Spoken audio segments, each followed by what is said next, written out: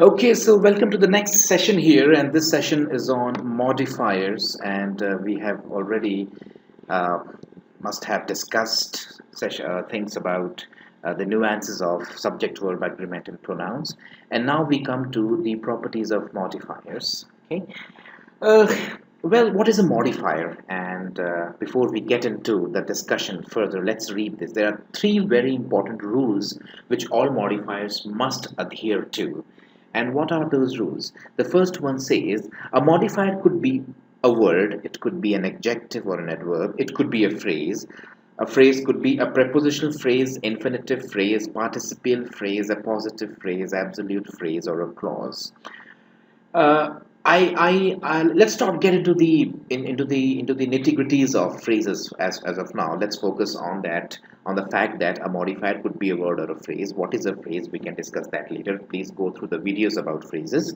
Let's not focus our attention on phrases right now. The next property of modifier is just as every adjective must have a noun or a pronoun that it modifies. So please understand you have to compare modifier. So modifier is unlike the parts of speech is not a particular part of speech like a noun or a pronoun or the verb. Modifiers basically is a function. Modifier is basically a function. So an adjective modifies a noun, an adverb modifies a verb or an adjective or an adverb, and therefore because it is doing the function or it is having the function of modifying something, we call it as modifiers. So modifiers is not a part of speech, so please don't confuse that modifier is a part of speech like a noun, pronoun, or preposition. So modifier simply modifies, right?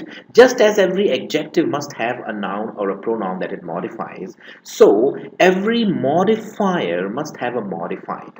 Without the modifier just cannot exist. Means basically, if there is an adjective, rest assured that there is a noun that the adjective is modifying. Similarly, when you have an adverb, we must understand that there is a verb or something similar which the adverb is modifying, right? Without the modifier. So when we say the modifier is doing the job of modifying, right? So the job of modifying is being done by the modifier and the thing that is getting modified. So we can say that modified is basically the thing that gets modified, right? That is the modified. So the modified and the modified. The third thing is the modifier must be as close as possible to the thing it modifies.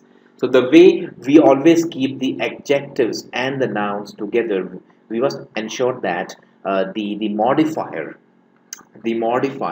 and the modified are as close as possible. We don't say that they have to be together necessarily, but they must be kept as close as possible for them to make complete sense. Now, this is just a theoretical discussion. In the next video, we will discuss the three rules with the help of solved examples, and that would further help you understand the properties of modifiers.